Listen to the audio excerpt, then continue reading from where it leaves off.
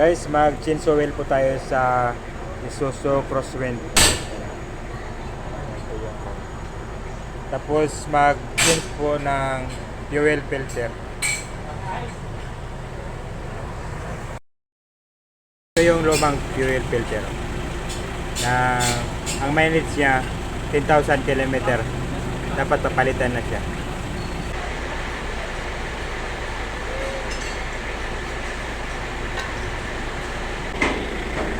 Ito yung lumang fuel.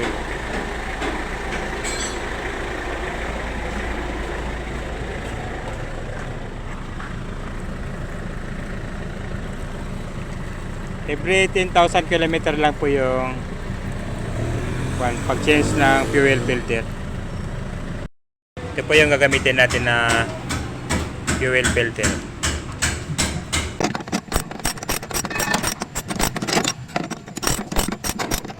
Guys, gamit tayo ng belt para sa fuel filter. Pag-higpit.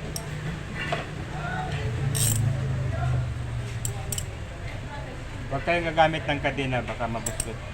Fuel pump. Ito yung sa fuel filter.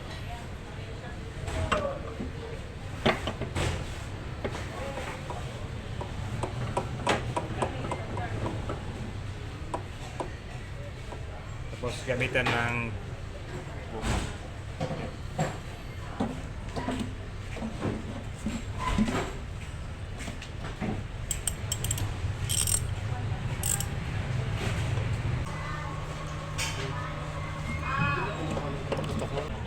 Tapos lagay natin yung inner hose. Ito po yung inner hose. Ito out. Bago nyo ilagay dito yung out dito, i-pump nyo muna para magpasok yung crudo.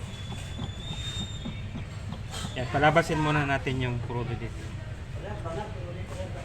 Ipan nyo na siya. Ilagay nyo sa inner.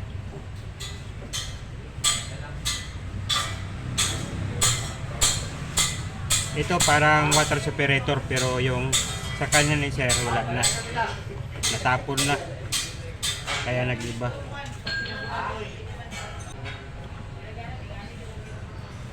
Hanggang malabasan po siya guys ha. Yan. Ikaw lumabas na oh. Yan. Tapos ilagay nyo sa kwan. Sa inner. Huwag yung bitawan dito ha, para di magpasok yung hangin. Tapos dito naman tayo sa out.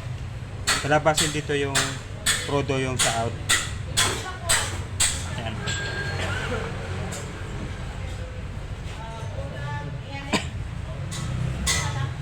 Dapat maglabas siya guys. Para walang bubbles. Pag walang bubbles, yung hatak sa sakyanan nyo maganda.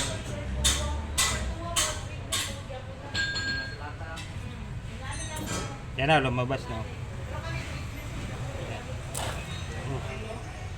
Tapos, ilagay natin yung hose.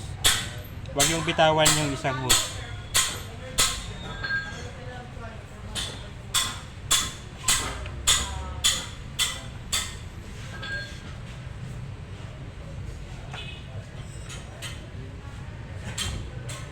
Tapos, i-pump ya. Pag matigas na, okay na.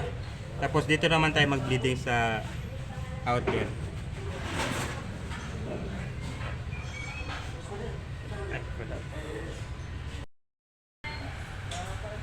Guys, mag-bleeding po tayo dito.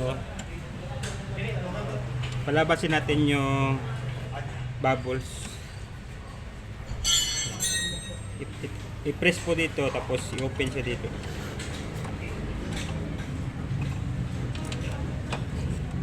Yan o, may naglabas na. Tapos takpan ulit. Takpan ulit. Huwag yung bitawan yung kamay nyo. Yan. Bitawan natin. Tapos pump naman. Tapos open. I-press nyo yung kamay nyo. Yan, nabas na siya.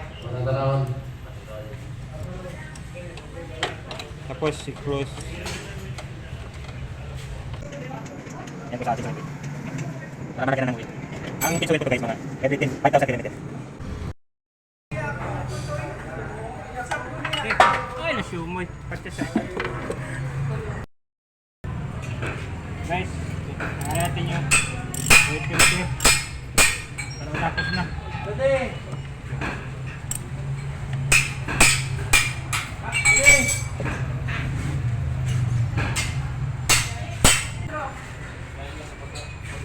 Ay, ara no, paliw.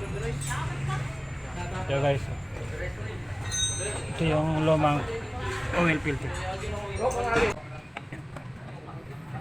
Kamay muna para pasito.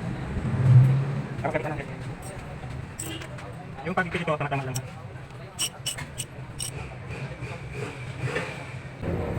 Ito ang magandang pag-ipit sa fuel filter at saka oil filter.